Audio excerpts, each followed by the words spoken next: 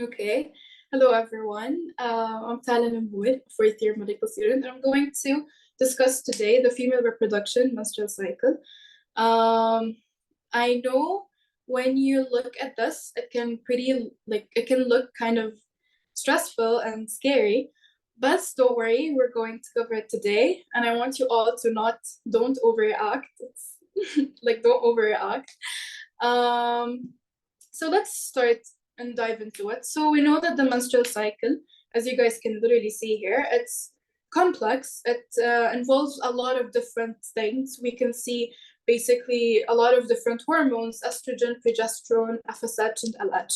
And those hormones are secreted by different organs like the pituitary, the hypothalamus, and the ovary. So the menstrual cycle is basically a complicated relationship between all of these organs. And what happens is that, like, from the beginning, the hypothalamus, what will it do? It will secrete the gonadotropin releasing hormone in a pulsatile manner. And this pulsatile manner is going to act on the pituitary, which is going to release the FSH and LH. So if it's basically, we have a high frequency of GnRH, we're going to have the pituitary secreting LH. And if it was released at a slow frequency, we're gonna have FSH release. All right, those are like just general information. I don't think they're really important. So let's just dive into it. Dr. Abdul Jabbar has done an amazing graph in here. You can see he related the progesterone estradiol with the FSH and LH, and he made it like stepwise, 1, 2, 3, and so on. And I'm going to follow his way in teaching. Honestly. So let's start with the first event, or the menses and the early follicular phase. Now, in the couple of slides, the following slides, we're going to talk about it on a cellular base and a hormonal base rather than what happens inside the uterus. All right. So we're going to talk more about the LH, FSH, estrogen, progesterone, and so on. All right. So the first thing that happens, that is going to cause the menstrual cycle, or like the menses, or the shedding of the endometrium, is that when we don't have fertilization or implantation of the embryo, the corpus luteum will die. Now, when the corpus luteum dies, all right, we're going to have a decrease in progesterone, estrogen, and inhibin A. So when we have a decrease, so let's start in, let me, wait 1 second. Okay, so we're going to kind of start in here. So you can see this is basically, okay, wait. My bad, my Apple Pencil is not synced. So wait, I'll just write with my finger. So you can see in here, okay, the progesterone and the estrogen is decreasing. And this is because the corpus luteum dies, all right? So when the estrogen and progesterone levels decrease, what happens, the hypothalamus is gonna detect this decrease, and it's going to stimulate the pituitary to increase the formation of FSH, as we can see here. So the most important thing is, how do I erase? Sorry. Okay, so the most important thing is, and the progesterone estrogen decreases. This decrease is going to stimulate FSH release, and once FSH is released, what happens? Wait 1 second. Okay, so once FSH and LH is released, this is going to cause. Okay, so once the FSH starts rising, we're going to have something called the rapid gonadotropin dependent growth. Okay, this means that the follicle is going to start growing. Okay, and I want to show you a picture in here. It's better. So you see, this is the primary follicle. In this stage, the follicle is going to start growing. This is when we have basically an increase in FSH. Once we have this increase in FSH, the follicle is going to start slowly increasing in size, and we're going to have rapid growth. Okay, and that's not only one follicle. We're going to have multiple follicles, like basically growing, because they're going to all fight to basically become the dominant one. Tamam? So once the follicle starts developing and increases in size and becomes more developed, it's going to release those hormones, the estrogen and inhibin B. So we're going to have, as the follicle increases in size, okay, the estrogen is going to be like secreted, all right? And then when the estrogen is secreted and it's at a high level, basically the pituitary will respond to this estrogen increase, and it's going to basically decrease the FSH secretion, and the GnRH pulses are going to kind of help LH dominate the basically the like in here you can see the like graph. So once the estrogen starts to increase, as you can see here, okay, the FSH is going to decrease because the pituitary is going to kind of like stop it from being released, and it's going to try increase the LH to FSH ratio, and it's slowly building up for the LH surge. All right. I don't know if we have anyone attending right now, but if anyone attending has any questions, okay, you can stop me at any minute and I can answer you, okay? Or if anything is confusing, you can tell me. Anyways, after we have this basically shift between the ratio between LH and FSH, what happens is we're going to go to the next stage, which is the late follicular phase, all right? Now, you remember how I said, we have multiple follicles and they're all fighting to become the dominant follicle? Once the FSH decreases, the follicles that are not strong enough are all gonna die, okay? Except the dominant one, which is usually the largest one, and it has the most FSH receptors. So basically, the follicle that is the largest and it has the most FSH receptors, this is the follicle that's going to survive, all right? And basically, it's going to be the one that increases secretion of estrogen and inhibin B during the second half of the follicular phase. All right. Now, this basically dominant follicle, it's going to, as we said, start releasing estradiol or estrogen. And let's go back here. You can see how basically estrogen is going to keep on increasing and increasing and increasing, and this is all because of the follicle. And as you can see, the leading basically the dominant follicle is going to produce high levels of estrogen, and this high levels of estrogen, it's going to have a positive feedback. All right, so we have a lot of estrogen and the pituitary is going to be like, oh damn, we have a lot of estrogen, what shall I do? It's going to slowly build up to the LH and FSH surge. And why is the LH surge really, really important? It's because it's the most important event that is going to cause or kickstart ovulation. Okay, so after all of this happens, once the estrogen reaches or exceeds more than 200 pg, I think picograms, I'm not sure what is pg, but okay, once it reaches 200 pg per milliliter for 2 days, then it's going to have a positive feedback, and we're going to have an increase in LH and FSH, slowly building up the LH surge. معناتها once it reaches the 200, bam, we're going to have the LH surge. Okay, so when we have the LH surge, this is important because it's the event that kickstarts ovulation. Now, how does it kickstart ovulation? Once the LH surge is reached, at this point, we're going to have the primary oocyte that is inside the follicle. Okay, this is the primary oocyte. It's going to complete its meiosis 1, and it's going to reach metaphase 2 in meiosis 2. Okay, and it's going to arrest there.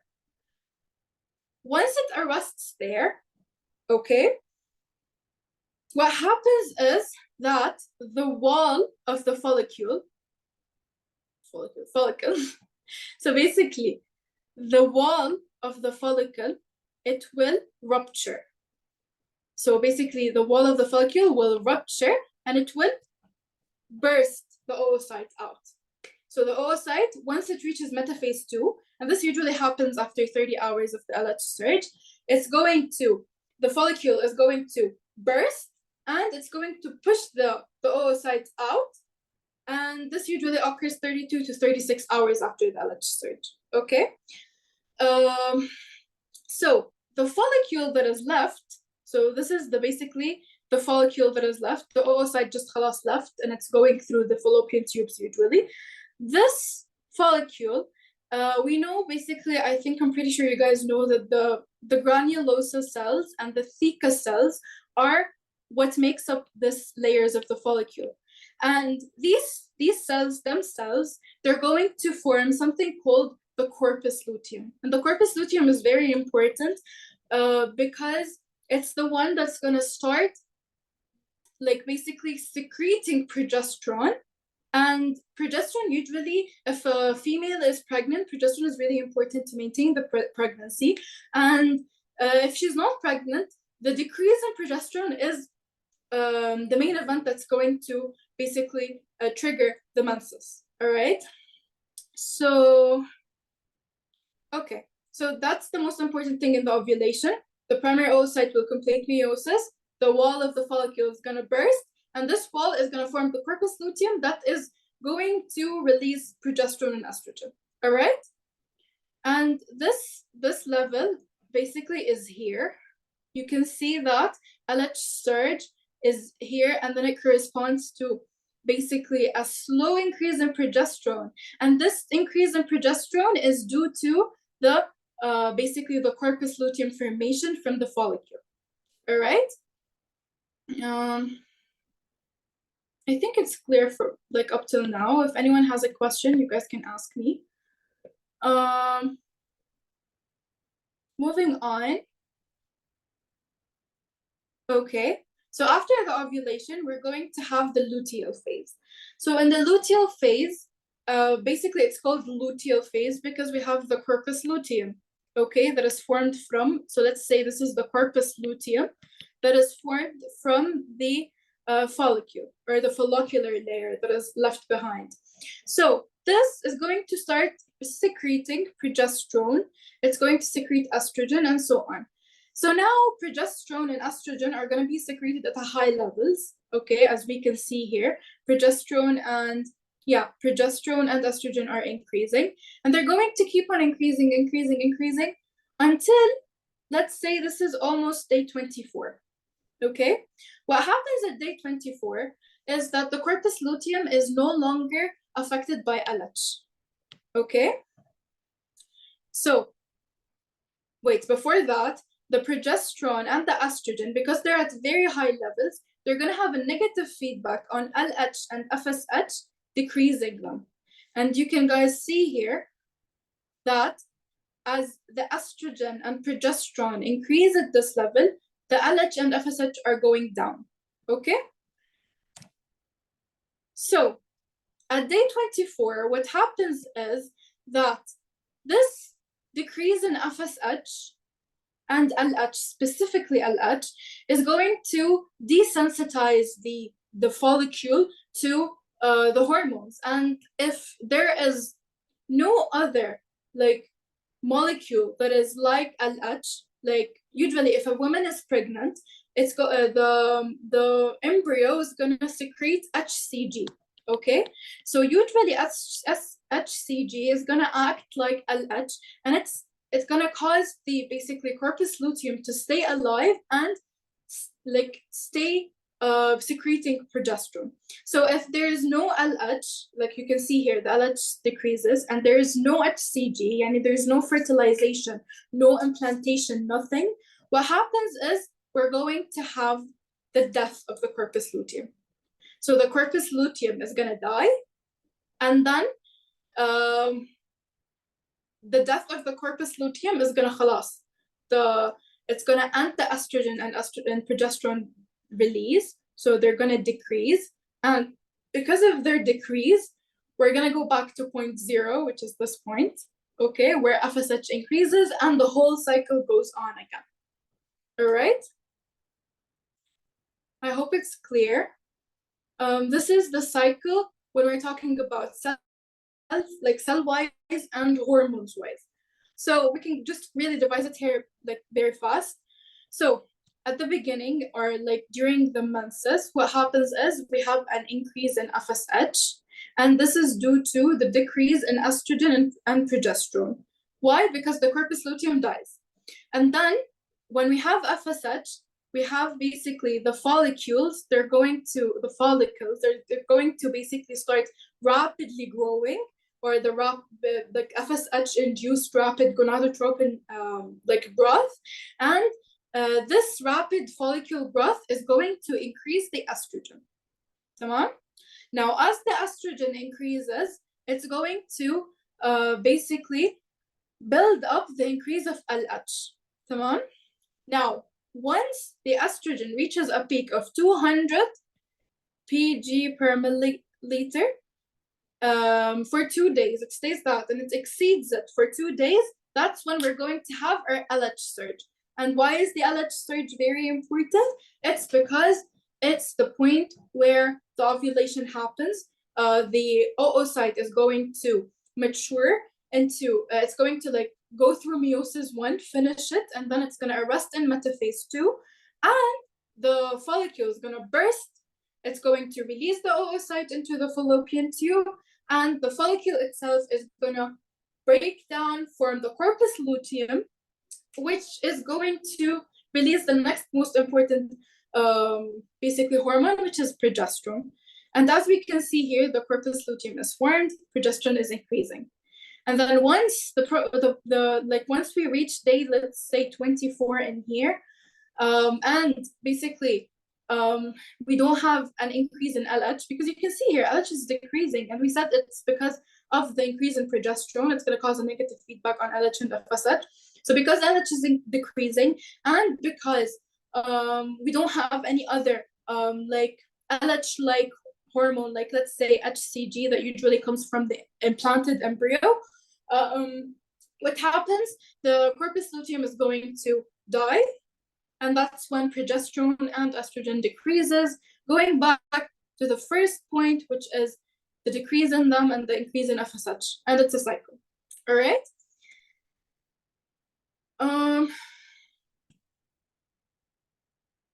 I hope I did not like go over it really fast, but that's the most important parts in the menstrual cycle. Moving on, now we're going to talk about it from the endometrium like point of view. Okay, we talked about it from like molecular and hormonal point of view. Now we're going to talk about the endometrium. Now you guys know the basic anatomy of the endometrium. We have the functional zone, we have the endometrium, like this is the endometrium, we have the functional zone of it, we have the basal zone, and then we have the myometrium. Now the functional zone is the zone that we usually shed during the period, and the basal zone is the zone that causes the proliferation of the functional zone. So usually it has cells that are rapidly growing. All right. And as you can see here, the basal zone is supplied by straight arteries. You can see how basically the arteries here are straight, while here they're spiral, and like they're thinner and branching more into like lacunae and stuff.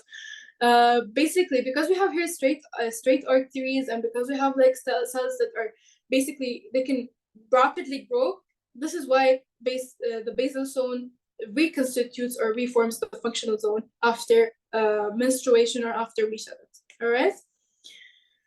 So let's talk about the endometrium now. It's important to understand and know the uterine cycles, they're controlled by estrogen and progesterone.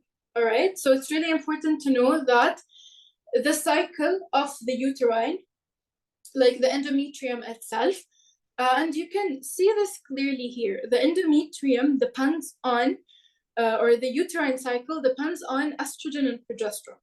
Okay, now we have 3 main phases in the endometrial growth. So the 3 main phases are the menstrual, the secretory, and the proliferative.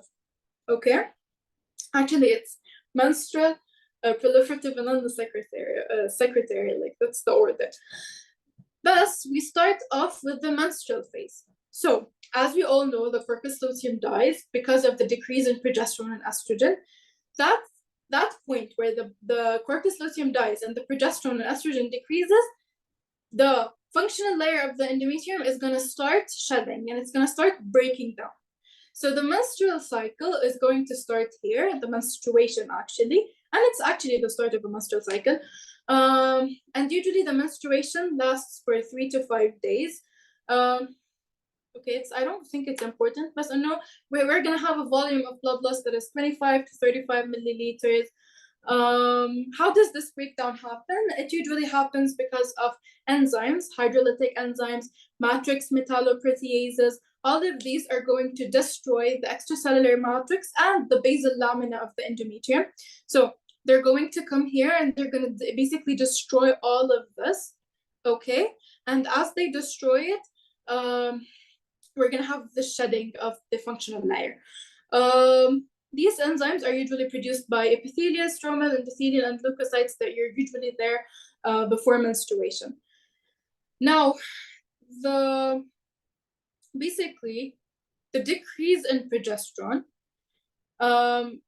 Okay, so in here we're going to discuss how exactly does the shedding of the functional layer of the endometrium happen. So we said the thing that triggers the menstruation is the decrease in progesterone and the death of the corpus luteum.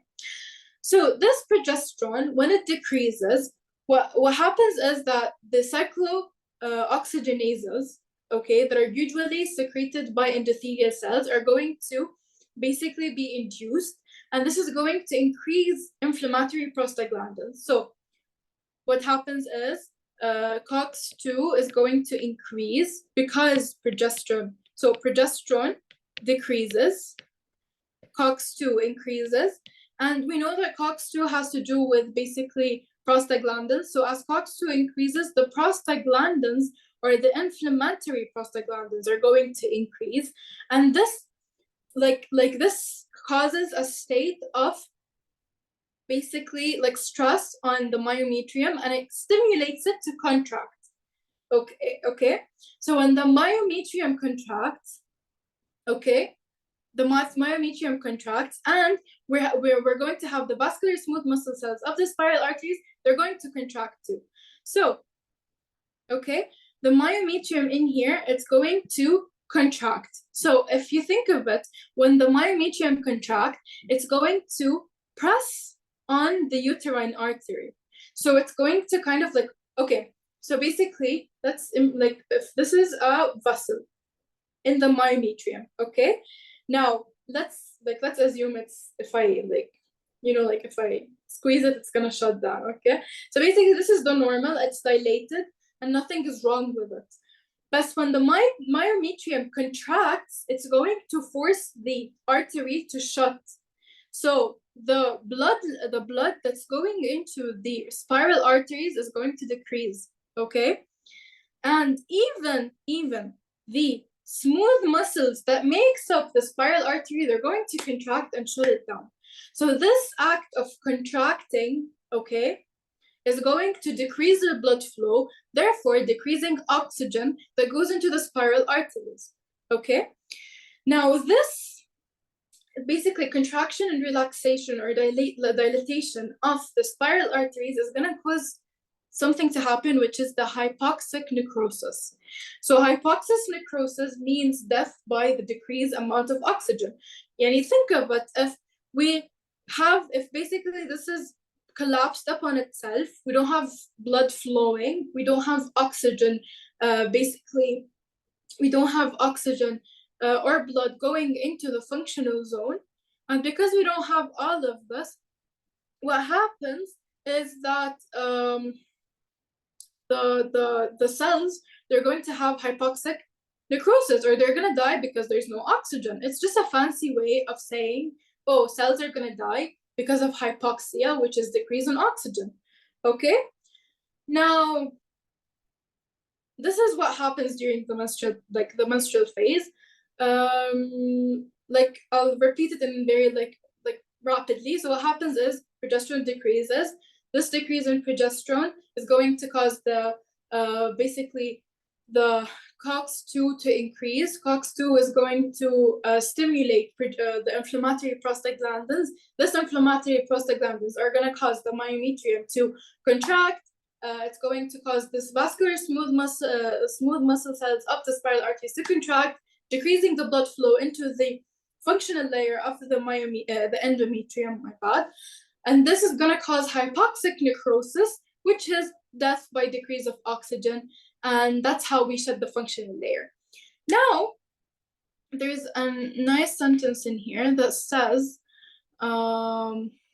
basically, that the degree of tissue loss and the onset of tissue repair is mediated by the increase in estrogen. So what they're trying to say in here is that, remember how we said that during during this phase, the basically everything is decreasing, progesterone and estrogen. So FSH is going to increase. And as FSH increases, the follicle is going to rapidly start growing. And as the follicle starts to grow, let me go back so you guys remember what I'm saying. So remember here when we said that progesterone and estrogen decreases, and we're here at day 0, which is the day when menses usually happens. And then FSH increases, and then we're going to have an increase in estrogen because we have basically the follicles growing up. So because of all of that, once this increase in estrogen is going to slowly stop the menstrual cycle. Okay, so once estrogen starts to increase, that's when basically the menstrual phase ends, and we go into the basically the proliferative phase. Okay, because you remember how in here we said the phases of the uterine cycle are controlled by ovarian, estrogen, and progesterone. So the menstrual phase, the most important thing is to know there's no progesterone, no estrogen, and that's what triggers it. Now, the increase in estrogen is going to help us go into the proliferative phase. Okay, so the proliferative phase is estrogen dependent. The menstrual phase is depending on the decrease in progesterone and estrogen. Now, before I go on to the proliferative phase, let's go into this clinical box. Dr. Jabbar loves getting stuff from clinical boxes. So, okay. It says that the disorders, we have something called disorders of menstruation. Okay, so we have something called menorrhea. What does menorrhea mean? Menorrhea means we have increased bleeding. So remember how we said that the volume of blood loss usually is between 25 to 35, maybe it's usually even more, but we call it menorrhea when it reaches a level where it's more than 80 milliliters of blood. Okay, and a lot of females suffer from that, where they have increased bleeding during their periods, and it's usually called menorrhea. Another thing, another important word is dysmenorrhea. Dysmenorrhea means that they have extremely painful periods. Okay, there's a lot of clinical, these are clinical manifestations of other diseases that might possibly happen, and some diseases can present as menorrhea and dysmenorrhea. I'm not getting this is not important to you guys, but مثلا endometriosis is مثلا a disease that causes menorrhea and dysmenorrhea. Okay, but those are symptoms, menorrhea, dysmenorrhea are symptoms. Patients are going to present to the clinic with مثلا increased blood loss and very painful periods. Okay, all you guys have to know is إنه عندنا شيء اسمه menorrhea or dysmenorrhea. Menorrhea, increased blood. Dysmenorrhea means extremely painful periods, not normal pain. It's so excruciating pain. Okay, another thing the doctor mentioned is oligomenorrhea and amenorrhea. Oligomenorrhea means we have irregular periods. يعني basically, usually a normal female has basically a period every 28 days, or that's usually the cycle. The cycle varies. Some have their cycle every 25 days. It's variable. But oligomenorrhea means they have irregular cycles. So one cycle is going to be 24 days, another cycle is going to be 25, another 28. So it's not regular, and sometimes they have few periods. Okay, not all of their periods are irregular, but sometimes they have a few irregular periods. Okay, and amenorrhea means they don't even have a period. So it's the absence of periods. Okay, and later on we're gonna learn something that causes amenorrhea, like certain diseases that cause amenorrhea, and I'm gonna mention them like later on. All right, I hope it's clear for now. Moving on, after the basically the menstrual phase, we said estrogen is gonna start increasing, and as estrogen increases, the menstruation is gonna stop, and we're gonna move into the proliferative phase. Okay, so the proliferative phase is estrogen dependent. Tamam? So the estrogen is going to increase from the dominant follicle, and it's going to induce the cells of the basal layer to proliferate. So this increase in estrogen, and now let's wait 1 second. So before that, we had our menses, right? So let's say this is the layer of the endometrium. This is the functional, this is the basal, this is myometrium. So during the menses, all of this was gone because we set it off, okay? Okay, wait. Only the functional layer is gone. The basal layer is still there. Hala. Estrogen is increasing. And as it increases, what happens? This basal layer is going to start forming or proliferating to cause a functional layer again. Tamam? And this estrogen is so generous that it's going to help these cells like to express not only estrogen, but like not only receptors for estrogen, but also receptors for progesterone. Okay? So what happens is this estrogen is going to induce the formation of this layer, and it's going to induce the release of wait, let me change the color. The formation of like progesterone receptors. Let's say this is a progesterone receptor. Okay, so progesterone, so we're gonna have increased progesterone receptors, and we're gonna have increased number of cells in the functional layer. Okay, and from the name, yani, literally from the name, it's called proliferative phase. Okay. It's called the proliferative phase. So basically, because it's the proliferative phase, we're gonna have proliferation. Tamam? Tamam. So we're gonna have proliferation, and we're gonna have progesterone receptors. Hala, this proliferative phase is up until day 14. Okay? طبعا, why is day 14 important? Because day 14 عنا ال LH surge. Okay, once we have the LH surge, what will we have? The formation of the corpus luteum and increase in progesterone. Now, what's like, once we have the LH surge, once we reach day 14, once we have the LH surge, once we have the increase in progesterone, that's when the secretory phase starts, and it's progesterone dependent. Hello? So proliferative phase is estrogen dependent. Secretory phase is progesterone dependent. Tamam? After ovulation, the progesterone will start being formed and released from the corpus luteum, and this is going to switch it from proliferative to secretory phase. We said that. Now, progesterone is not as kind as estrogen, okay?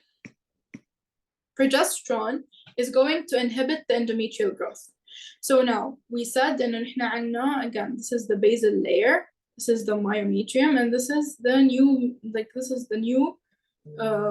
newly formed and functional layer of the endometrium, okay? What happens is once progesterone comes, we do progesterone. So basically, things like these are receptors for progesterone. Once progesterone comes to these, it's gonna stall the growth. So the growth, it's not gonna grow more. Okay. So since it's not gonna grow more, okay. Since it's not gonna grow more, what happens is that the progesterone is going to go to these cells, hello, and it's going to support the glands to start secreting nutrients. And this nutrients, or like a nutrient-rich product, This nutrient-rich product is going to support the implantation of blastocysts. So in other words, it's trying to make the functional layer of the endometrium a place that's healthy and supportive of basically an embryo. So the embryo can come and implant there. Hello? So again, progesterone is going to bind, it's going to stop endometrial growth, it's going to induce the uterine glands to secrete like nutrients-rich products that are going to support the viability of the blastocyst. And you remember how we had glands? Okay, in the other photo we're going to show. So usually we have glands inside this. In the proliferative phase, they're just like sad and they're just straight and they're just like boring, okay? In the secretory phase, they start to become like spiral and basically like spiral and sacculated. And this is important because think of it, we're going to increase the surface area, more blood, it's going to be more supportive of an embryo if it's implanted, okay?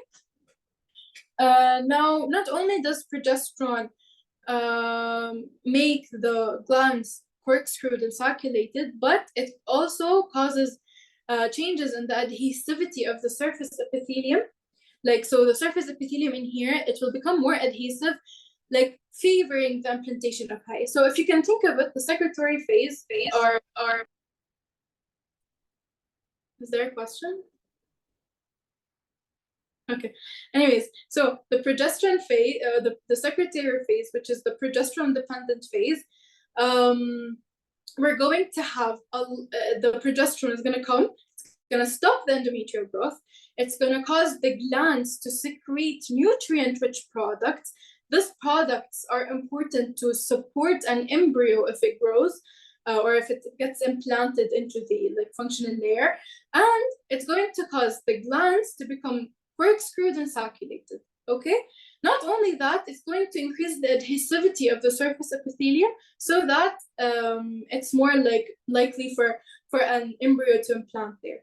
So if you think of it in a way, progesterone or the secretory phase is just trying to make the functional layer more adaptable for an implantation by an embryo. Okay. Now, not only does progesterone do all of these things, it's not as nice as estrogen. It will, like, remember how estrogen basically upregulated the progesterone receptors, or it induced expression of the progesterone receptors? In here, progesterone is the bad guy. Like, compared to estrogen, it's going to downregulate the estrogen receptors. So in here, we're not going to have estrogen receptors anymore. We're going to have, they're going to be downregulated, and we're going to have the estrogen is going to be converted to inactive estrone. Okay, I hope it's clear. So the proliferative phase is just for the growth of the, like basically the functional layer, and it's estrogen dependent. And the secretory phase is progesterone dependent, and it's just trying to make sure that the functional layer is like prepared for an implantation or for an implantation by an embryo. Okay. In here, we can see basically the difference between the proliferative phase and the secretory phase. In the proliferative phase, you can guys see that, okay, so in the proliferative phase, we can see that we're just having like an increase in the number of we're just increasing the number of the stroma. The glands are straight, they're narrow, they're empty, they have nothing. Okay, we're just increasing the number of cells. That's the whole idea, proliferative. So we're having proliferation.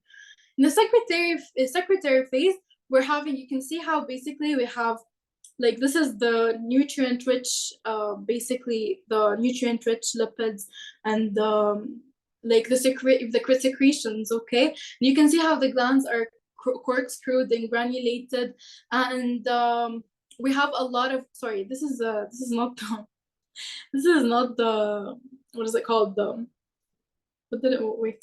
Sorry, this is not the nutrient-rich product. It's blood. It's lacuna. Okay, so we have lacuna, and it's filled with blood. So you can see how it's like an environment that increases the, like, it supports an embryo if it comes. So basically, if an embryo comes and implants in here, it's gonna grow. But if it implants in here, it's not even gonna grow because there's no blood. there's no like lacuna, there's no like corkscrewed glands and so on. But yeah, just to keep in mind, proliferative phase, we're just increasing the size of the endometrium, making it go back to normal after months. And then the secretory phase, we're secreting stuff that are going to help support a baby if a baby comes. Okay, so that's everything for the menstrual cycle. We talked about the hormones and cell point of view. We talked about the endometrium. Now we're going to talk about what are the basically biologic effects of sex steroids or estrogen and progesterone, because they have an effect on the body. Like estrogen and progesterone don't only exert their effect on the ovaries and the uterus, but rather they have an effect on the whole body. So most importantly, if you can remember, I don't think you can remember, but yeah, you know how they say all the time that, oh, once a woman basically finishes like once a woman enters her menopause, she's at a higher risk of forming osteoporosis.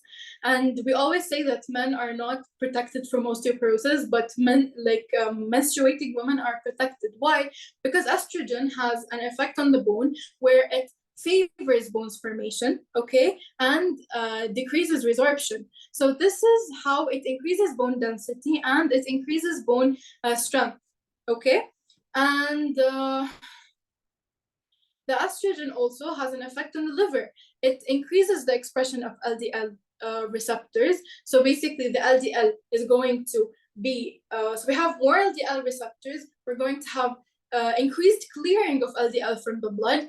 And once we have a lot of LDL cleared from the blood, this is going to increase the levels of HDL, which is the healthy lipid that we need. So it's going to protect our liver. And not only that, but estrogen as well protects the cardiovascular system. And we all know that premenopausal women, they have a lower cardiovascular risk than men or postmenopausal women. Why? Because estrogen, it will promote the vascular smooth muscle relaxation and vasodilation by nitric oxide, therefore decreasing the risk of basically stasis and thrombosis and decreasing the risk of heart attacks and so on. And not only that, estrogen is going, how does it do that? It's going to do that by the release of nitric oxide. And nitric oxide inhibits platelet activation. And we know that platelet activation has to do with atherosclerosis and with the formation of a thrombus, which can possibly result in a heart attack or in cardiovascular events. Moving on, integumentary or the skin. So basically it increases the formation of collagen, it inhibits apoptosis of keratinocytes. That's why women they have this like shiny skin. It's all because of basically increased collagen and decreased apoptosis of keratinocytes. After like the woman, like once she becomes postmenopausal, that's when the wrinkles start to increase in number, because we have the collagen synthesis is going to start decreasing and the keratinocytes apoptosis is going to increase and so on. Okay. I feel like those are just like general information that everyone has to know. Now moving on, progesterone. What happens is that progesterone is a CNS depressant, okay? And because it's a CNS depressant, it can cause the PMS and PMDD. And we're gonna discuss this in the next slides.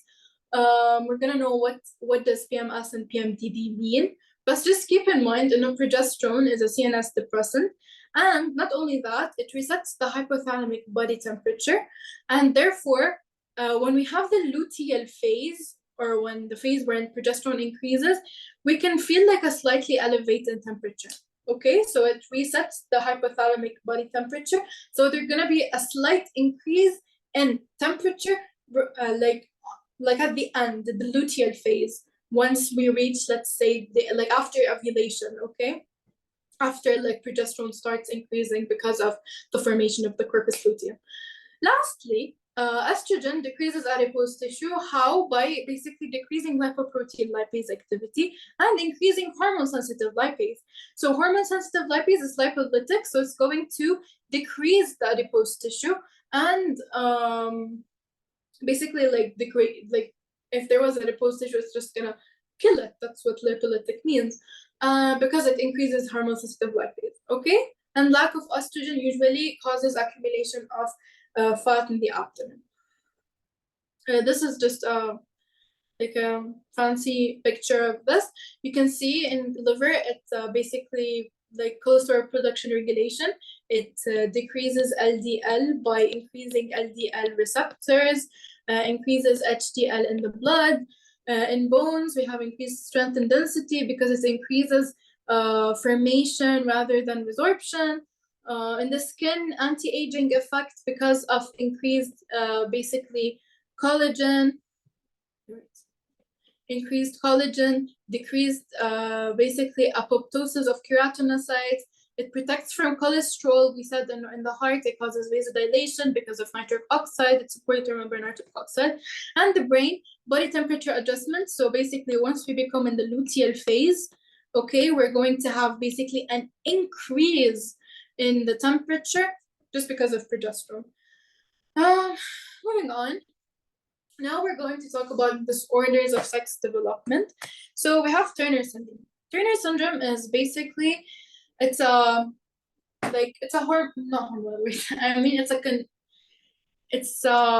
what is the word? Genetic. Okay, it's a genetic disorder.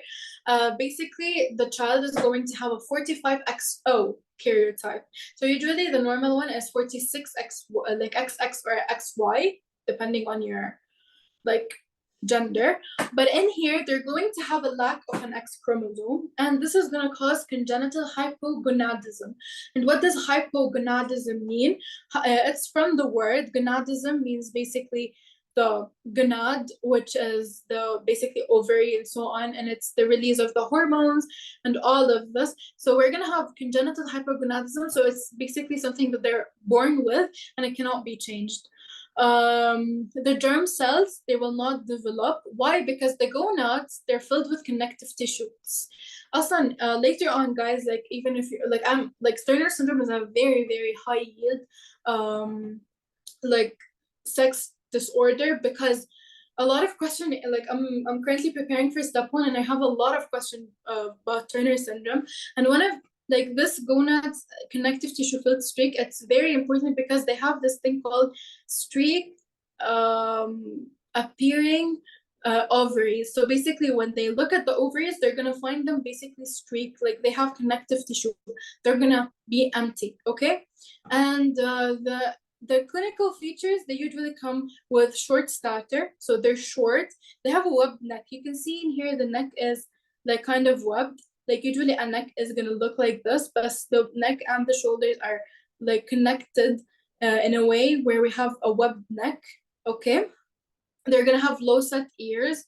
You see how the basically they're gonna have a shield shaped chest. So what they mean by that is, you can see how basically the nipples are way apart from each other, and like the chest looks like a square. So they're gonna have a shield shaped chest, and they're gonna have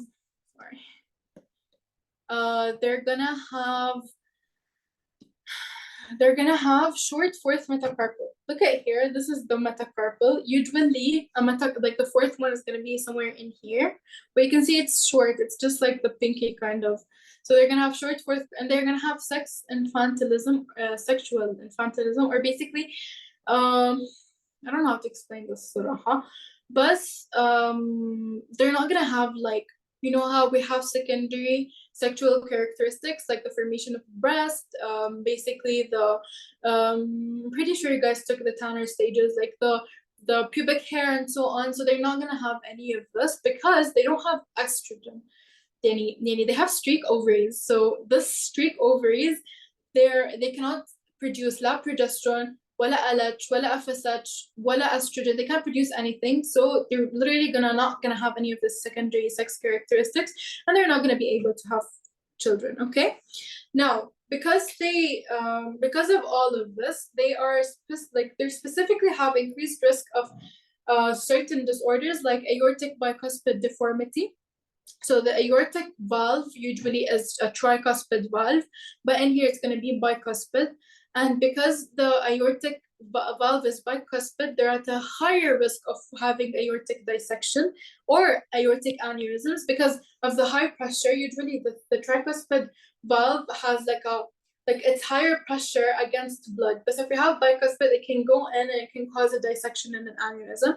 So they're at a higher level of that. And actually, they're at a higher level of other things, like they usually have horseshoe kidneys. So both of their kidneys are gonna be like connected. Okay. They're not gonna be able, they're infertile, they're not gonna be able to like have kids. They have amenorrhea. Do you remember when we talked about something called amenorrhea or an absence of a period? So this is one of the syndromes that have amenorrhea or they don't have any periods, okay? Usually their internal and external genitalia are like normal and they're like just a typical female. So the genitalia itself is not going to be affected, but rather everything else. All right. Next. Okay. Next, we have PCOS. And PCOS is a very, very, very common basically like disorder. Now, PCOS, basically it's from its name, we have cysts on the ovary. Polycystic ovarian syndrome means we have a lot of cysts on the ovaries. And what are these cysts? These cysts are basically, okay, these cysts, remember how we talked about the follicles and they're growing? So these cysts are follicles that grew and developed and they reached the phase, the biggest phase. Best, they were not able to rupture and form, release the oocyte. Neither were they, and because they didn't rupture, the follicle did not form a corpus luteum. So you can see there's failure to ovulate and luteinize. So they cannot ovulate, release the oocyte. Rather, can the follicle form basically a corpus luteum. Therefore, those cells are gonna go over the ovary and cause the formation of cysts. Come on. And because we have persistent follicle, the follicle is there, it's gonna release a lot of estrogen, like a lot of estrogen. Tamam? Hala, because it will release a lot of estrogen and because it will never, this follicle will never basically ovulate, will never luteinize, so we don't have progesterone. So this person is gonna be stuck at the at the proliferative phase, and they're never gonna have like a secretory phase. تمام ما حيصير عندنا, we're not going to have progesterone, and all of this is not going to cause the menstrual cycle to be normal. We're going to have amenorrhea. تمام. So they're not going to have periods because they're stuck in the proliferative phase. They're just in the proliferative phase. They have estrogen, وبس. They don't have progesterone. Okay. And because we have a lot of estrogen, they are more likely to basically, so this estrogen, because we have a lot of estrogen, they're likely to be changed into testosterone. Okay, so the estrogen is going to be kind of changed into testosterone, and this is going to lead to basically hirsutism. What is hirsutism? Hirsutism is having hair in inappropriate places for women. So we know basically in men, they usually have beards, they have a lot of hair on their chest, on their back. Females don't have that. But once they have hirsutism or increased testosterone, once they have hirsutism due to increased testosterone, بصير في عنا a lot of hair in their face, a lot of hair in the chest, in the back, and they're gonna have increased acne. Tamam. And not only that, PCOS is going to cause increased insulin levels. So we're going to have something called hyperinsulinemia. So we're going to have increased insulin is going to be released. And this insulin is going to cause, because we have a lot of insulin release, the cells are going to become resistant. حيصير في عنا insulin resistance. This insulin resistance is going to cause obesity and overweight. So basically, we're gonna have obesity and overweight. Because we have a lot of insulin, come on, it's gonna promote ovarian androgen production. Androgen means testosterone, okay? So we're gonna have ovarian androgen production, and this androgen production is gonna cause everything to become worse. We're gonna have more acne, more hirsutism, and so on. And all of these are going to basically affect the fertility, because if we don't have progesterone, we don't have luteinization, we don't have all of this, then it's gonna basically, we're never gonna have a period. We're never gonna prepare the uterus for an embryo, like an embryo implantation by progesterone. Okay. Yeah. And you can see in here, so basically the hyperinsulin is gonna come, and then we're gonna have a lot of cysts developing, and this cyst developing is gonna cause excessive androgen release. And you can see the androgen, he has like muscles, he looks ugly, he's a guy. Sorry, I don't mean guys are ugly. But like this looks like a man, okay? Basically بيساعدنا excess androgen release, and that's what is going to cause excess hair growth, which is hirsutism. It's going to cause acne, it's going to cause weight gain because of hyperinsulin, and it's going to cause irregular periods and infertility. Okay? Okay, another disorders are anovulatory cycles and menstrual-related headaches. Anovulatory cycles means we don't have ovulation. Okay, so we literally just don't have ovulation. So ovulation doesn't occur. Because ovulation never occurs, progesterone is never released, and because progesterone is never released,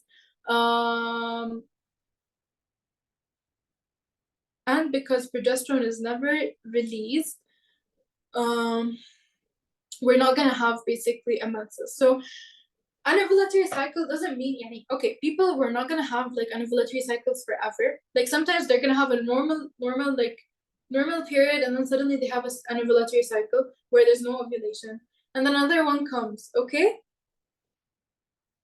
Like another normal period comes. But usually when the bleeding happens, بيكون it happens a lot. Like there's a lot of bleeding, and the flow usually, it's either طبعا the flow usually is inconsistent. It's either a lot or few. If you just think of it, when we have hormonal imbalance, the menstrual period itself is gonna be inconsistent, and it's gonna have a different range. Sometimes it's gonna be scant, sometimes it's gonna be profuse. طبعا not every single so as you can see here, there's an important thing. These cycles, they happen usually in the first 12 to 18 months after menarche, and they usually happen before the onset of menopause. So they're not like, you're not going to be stuck in an anovulatory cycle your whole life. So usually as let's say the body is preparing itself into like becoming a menstruation, like I don't know how to say it, but once a girl hits her once she reaches puberty and she starts basically going through menstruation, okay? At this phase, the first 12 to 18 months, because the body is preparing for this. So sometimes she's gonna have an anovulatory cycle. So one cycle is gonna be normal, then an anovulatory cycle, then another normal cycle. Like because the hormones are still like kind of like like establishing themselves. The same thing happens before the onset of menopause. So when the menopause is approaching, they're gonna have irregular cycles. One time they're gonna have a normal cycle, then they're gonna have an anovulatory cycle, and so on. Just know an anovulatory cycle is a cycle where there's no ovulation, for the person is not gonna have a menses, is not gonna have a period. But then they're just gonna be stuck in the proliferative phase. Hello? But then maybe sometimes then it's gonna become normal. It's just a cycle, okay? Moving on, we have menstrual related headaches. So a lot of people during the menstrual cycle, they struggle with headaches, and specifically they happen usually in the late luteal phase when we have estrogen decrease. So the estrogen decrease, what will happen? When estrogen decreases, the serotonin will decrease. So estrogen decreases, serotonin decreases.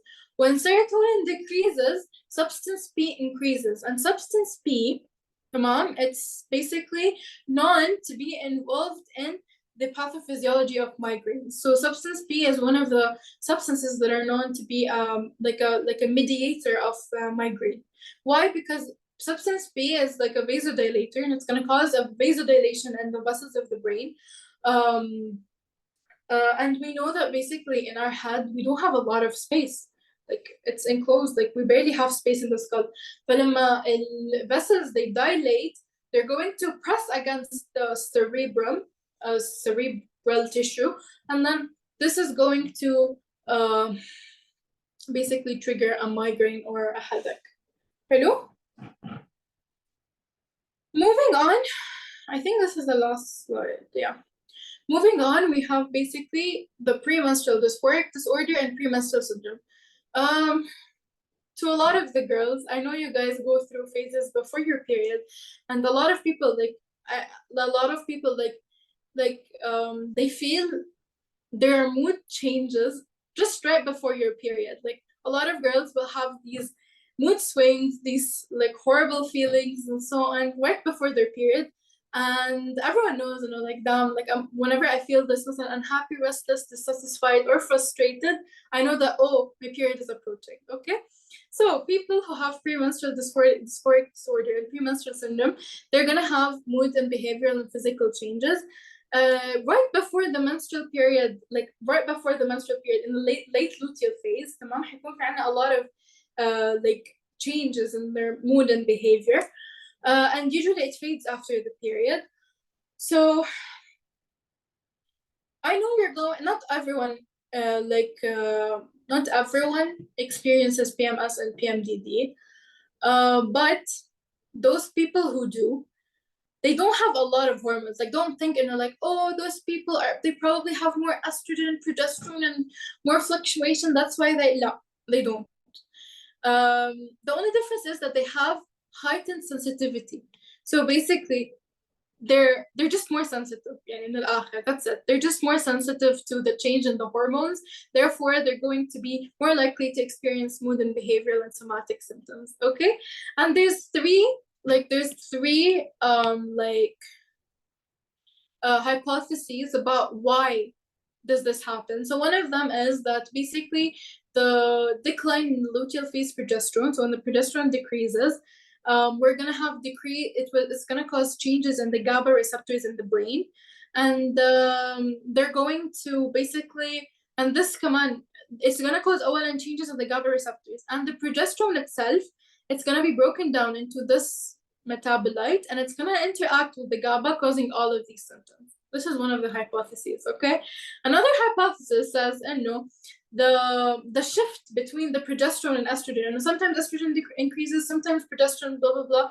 It's gonna trigger the symptoms of PMS and PMDD. So that's another hypothesis. The last hypothesis is, maybe it has to do with serotonin. Remember how we said, when estrogen decreases, serotonin decreases. But maybe this decrease in serotonin is what causes basically this feeling of unhappiness, restlessness, frustration, anger, mood changes, and so on. Oh, this is supported by the idea, let's say people who have depression and they take SSRIs, or maybe, I don't know, they need research and they give people SSRIs. They saw, basically they didn't develop PMS and PMDD. Okay, and now this is just a photo to basically show what PMS is, like some symptoms. So basically we're going to have somatic symptoms like bloating, diarrhea, abdominal pain, cramps, lower back pain. So this is kind of like common in a lot of people, but at the more severe cases, we're going to have mood swings, they're going to have stress, they're going to cry, they're going to feel frustrated, angry. They're even going to act out in a way that's different than their usual. Like after the PMS, or like this ends, when their period comes and it fades, they'll be like, oh, I don't even know why I did that. Oh, they're going to have increased chance of having acne and headaches. Okay? So that's basically it. Please, guys, scan this code to give your feedback about my session. And I hope you guys enjoyed, or I hope you understood. Oh, thank you so much. I didn't include a question because صراحة I knew it's gonna be so late and no one's gonna like have the mental capacity to deal with that. So thank you so much. If you have any questions, here's my email, here's my number. You can send me a text on WhatsApp and I'm gonna respond to you right away. Thank you.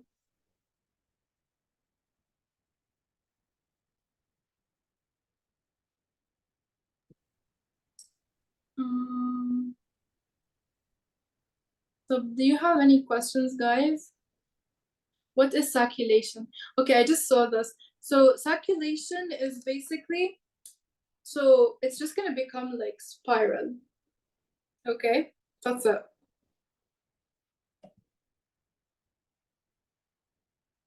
I hope it's clear. And if you guys have any questions, just tell me. I know it's only Noshan. Is your name Noshan?